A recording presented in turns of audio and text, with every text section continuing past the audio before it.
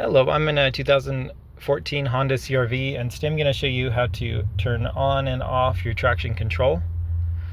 So from here, we're going to look for this symbol. This would be to turn it on and off, on and off, on and off. That's it. And as you push this each time, that beep is actually indicating when it's turned on or off. You'll see it shown here on the dash. So right now it's off, so now I'm pushing that same button, it's on. Off again, on. And typically you want it on. You might turn it off if, say, you're towing something, or sometimes when you're on like loose, gravelly, icy road conditions, sometimes you might turn it off so that it's not interfering and might keep you from getting unstuck, for example. But usually you want it on.